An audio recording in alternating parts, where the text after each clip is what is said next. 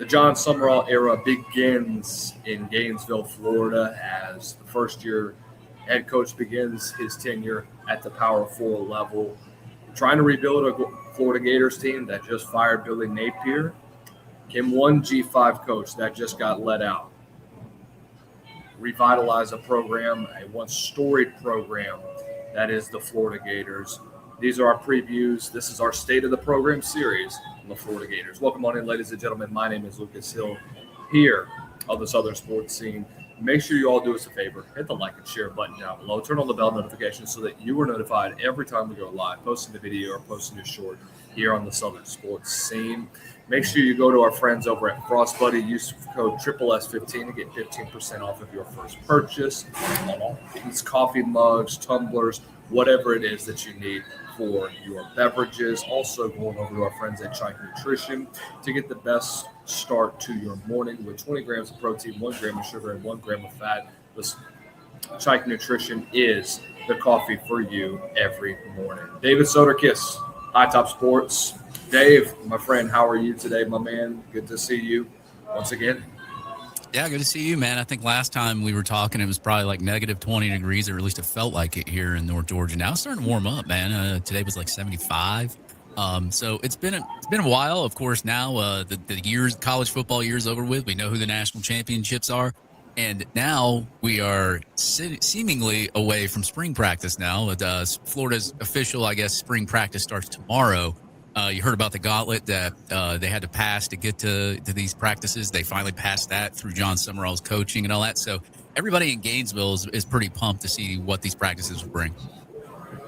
That's what I'm excited to bring too, because, I mean, here's a guy that came from Tulane. I didn't really get an in-depth look at that, but I have heard from a lot of guys that came through the Sumrall era, whether it be through social media or guys that came through Tulane, like it's for real, man. And that's something that I think Florida was lacking the last couple of years was the biggest mantra. And you can agree with me or disagree with whatever. They want to kind of bring back the Swamp King eras is from what I'm hearing.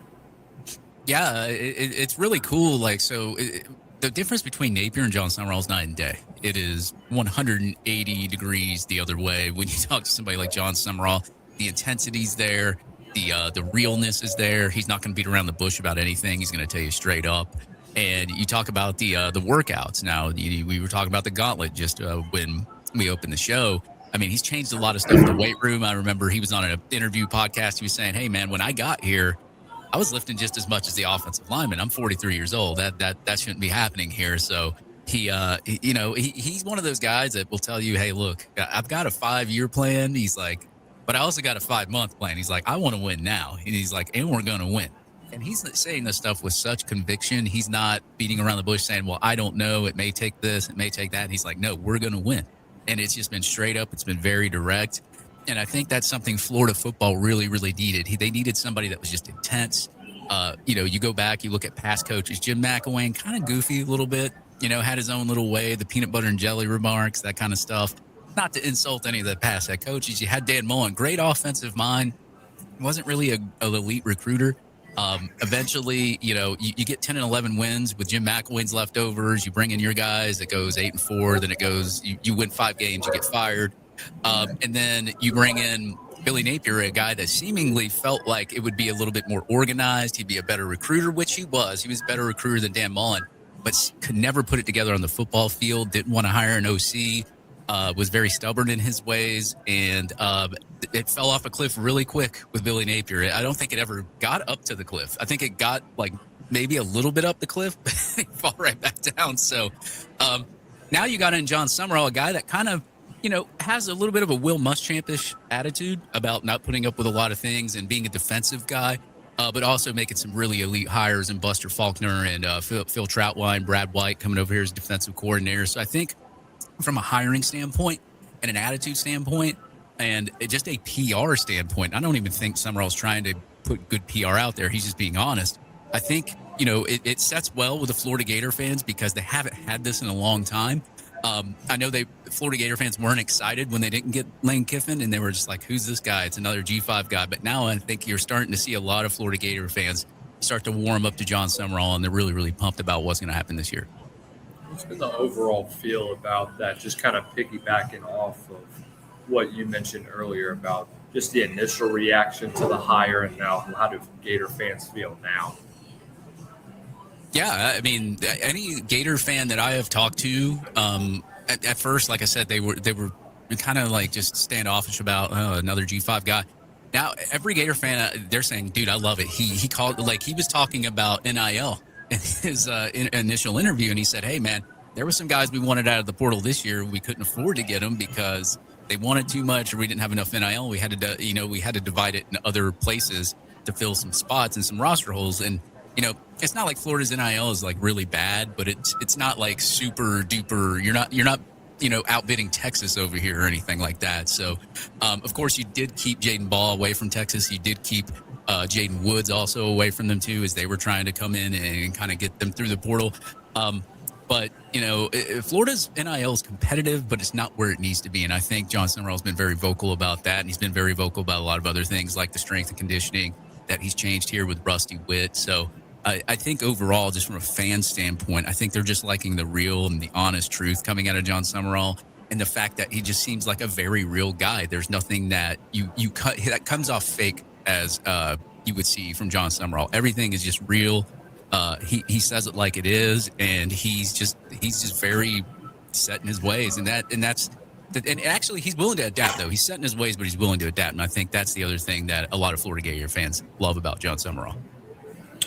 So when you reflect on last year, you look at the roster because we were talking last year, dark horse college football playoff, dark horse Heisman contender in DJ Lagway. You have an all-American offensive line, a good bit of which I got to see at the Senior Bowl back in January.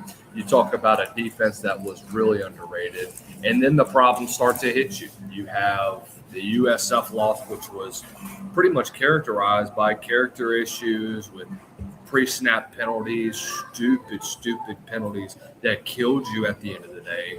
You struggled with turnovers pretty much. And in a sense, DJ Lagway fell victim to what is typically called a sophomore slump.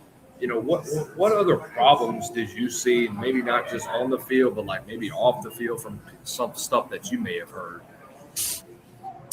I can't really.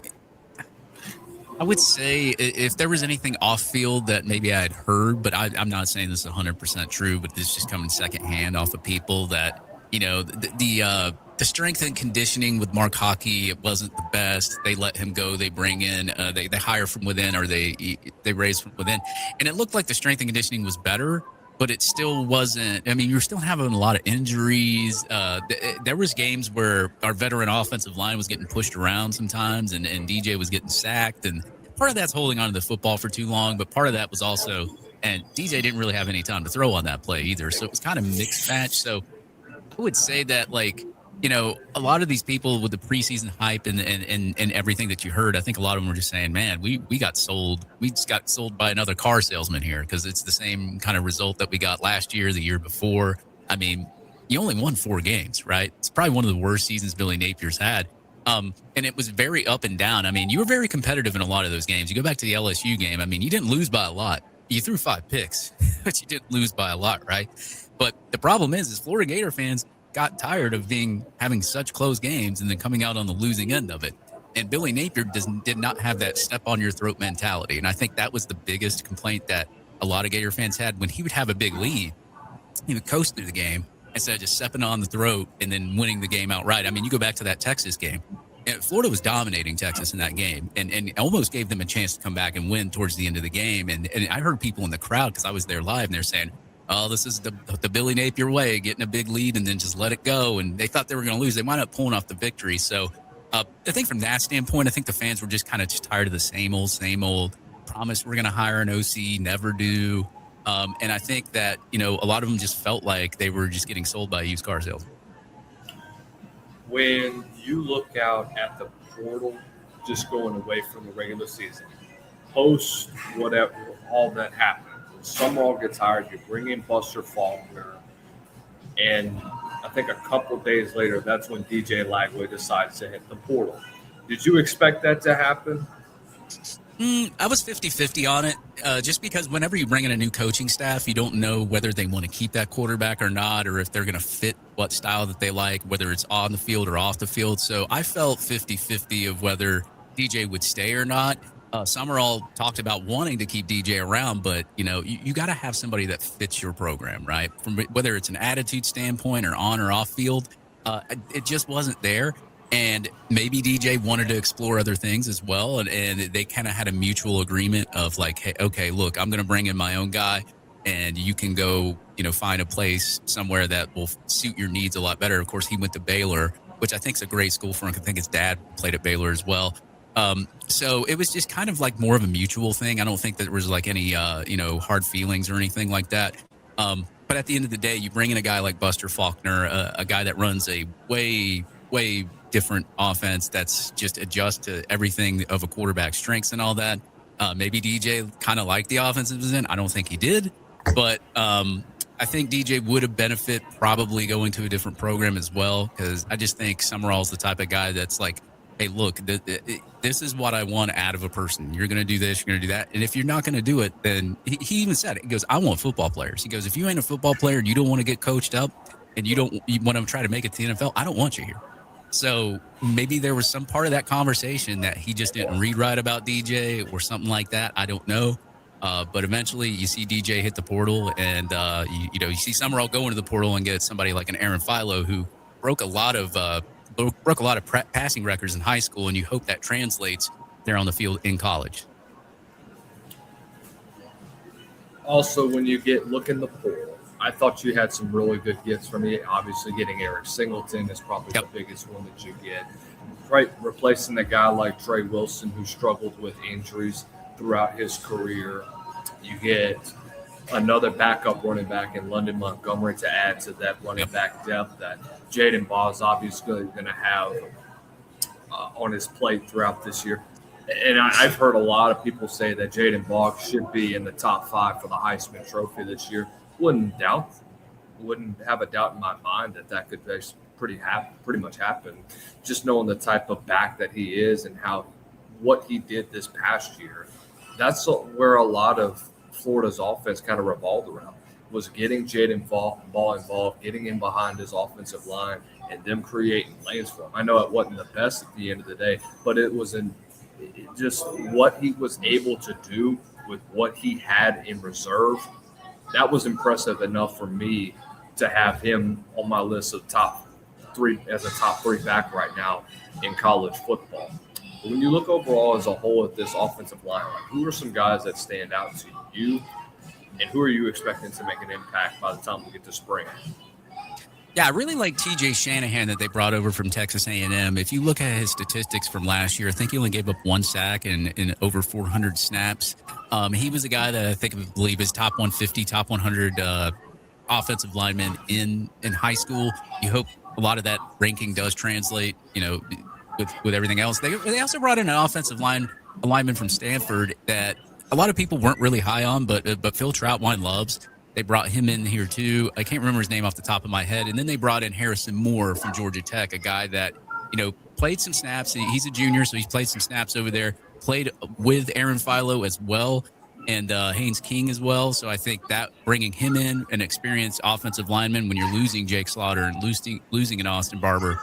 And then you have Najee Harris returning as well. So you don't lose completely everybody on your offensive line. You do have Najee Harris coming back, and you have people like Caden Jones in his second year, Bryce Lovett.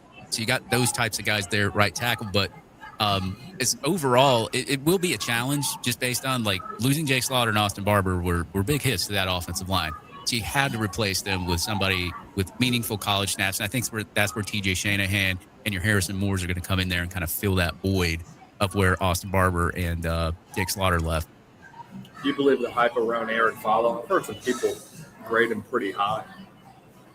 Yeah, I mean, when he first came in, I mean, a lot of the people didn't really know who he was, so they looked up immediately. They go to like his high school profile, and he's ranked like 1100th nationally. So everybody was like freaking out, but you actually go to his high school stats, and they're just amazing. He's averaged a high 60s to 70% per completion rating from sophomore to junior to senior year. So that's a really good outlook based on quarterback play. So you're like, okay, well, that's pretty consistent. He passed for 4,500 yards over all 3 of those years. So you're hoping that translates to the college level. We have seen some backup, mop-up duty kind of games, some highlights from him at Georgia Tech, and he had to replace Haynes King a little bit. He actually wound up beating Miami because we couldn't beat Miami for 2 years, but he beat Miami when he was having to play for Georgia Tech in front of Haynes King. But there's a lot of potential there. I notice with him, he's pretty accurate. He can make decisions pretty quick. I think his average time to throw is like 2.67, somewhere in that 2.6, 2.8 range. So you want a guy with that can make quick decisions, knows what to do with the football, knows the scheme, knows how to run the system. He's been in Buster Faulkner's system for 2 years. So I think that really helps him out there too. So I'm pretty excited for Aaron Philo. The only thing that I'm concerned about, and then I brought this up also on other podcasts, is you look at the quarterback room, there's not a lot of college experience there. Aaron Philo has looked good in games. He's looked good in high school.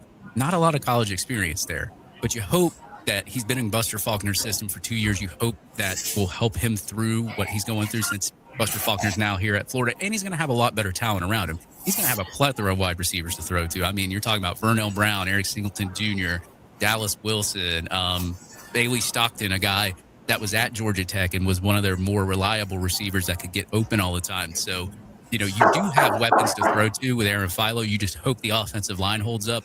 And with Jaden Ball back there, along with Evan Pryor, a guy who's averaged 6 to 7 yards per rush when he was over at Cincinnati, and then he transferred over. I guess he was at Ohio State too.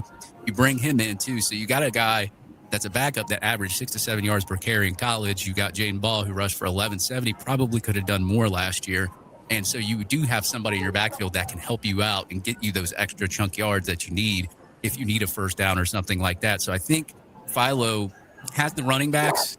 I think the offensive line is something to watch to make sure that maybe they can hold up for Aaron Philo, because he's more of your pocket passer than he is more of your runner. He can run.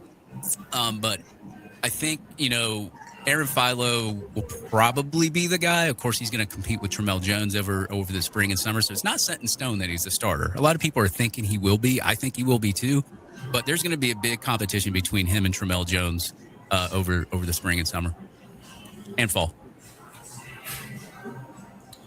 Looking at the schedule for Florida, I think obviously the biggest 3-game stretch for you is at Texas, Georgia, at Mercedes-Benz, and then Oklahoma at home. Apart from those 3, who do you think is the biggest dark horse and the game that you think is going to separate Florida from what that could define what their season is going to look like in 2026? Are you talking about dark horse player? I was talking about just dark horse team, just in general. Dark horse team that's going to set Florida apart from everybody? Yes. That they play on their schedule. That they play on their schedule they could possibly beat, right? I mean, you go in Atlanta. The game in Jacksonville is now in Atlanta, and then it's going to be in Florida the next year. But I think you beat Georgia, that's going to send a lot of, signals. A lot of Florida Gator fans are going to be happy because you go back to last year, you only lost by 4. Granted, I know they could have punched in that last touchdown, made it 31-20. That was a 4th down play that they had to go for too, so it gave them a short field. So I think you've been close the past couple of times playing Georgia. You just haven't been able to get over the hump. Maybe they get over that hump, because I think if you beat Georgia, that's really going to put some confidence in that team to make them think that, hey, we can go in here, we can beat Texas, we can beat Oklahoma, we can beat all the rest of these guys. But, I think that first game against Auburn right there is going to tell a lot about where Florida might be coming at. And then, because after Auburn, it's just the SEC gauntlet after that. I mean, now you still have an easier schedule than you did last year, because you take away LSU. I think you take away Tennessee as well. But you add in, Georgia, you add in Oklahoma, a team that's pretty defensive right now, and they have their quarterback returning as well. So I think, Auburn can set the tone, but I think if you really want to make some noise, you got to get the monkey off your back beating Georgia, man, because you've lost to them 5 years in a row. This will be 6. If you can get that Georgia monkey off your back, then I think that's really going to plummet. It's going to really pole vault you across the rest of that schedule. Who's your X factor going into this year? Ooh, X factor. Oh, I had him too. I honestly, this is going to sound crazy because of the wide receiver room that we have. I'm picking Bailey Stockton. That kid, if you go back, you look at Georgia Tech and you look at just what he's done for Georgia Tech, he was one of their most reliable receivers. He was always open. I kind of compare him to you go to Miami and God, his name's off the tip of my tongue. You know who I'm talking about? That Restrepo, Xavier Restrepo. Guy wasn't the fastest receiver. He wasn't the tallest receiver. But that dude could always get open. He caught for well over 1,000 yards for the University of Miami. Made it to the NFL draft. I think Stockton's going to be that guy that you don't expect. That's really going to rise there too. So I know you got your Dallas Wilsons, your Eric Singletons, and all that, but I think it's really overlooked. Somebody like Bailey Stockton's really overlooked when you got a roster full of wide receivers like that. So that guy is gonna be my X factor. Going to be a fun season for Florida in 2026. We'll see what improvements are made for the Gators under the first year of Jon Sumrall. David Soderquist of Hightop Sports always joining us. He is our Florida Gators insider. Dave, good to see you again, my friend. Hope you have a great rest of the week, and we'll chat soon. All right, man. Nice speaking to you again, man.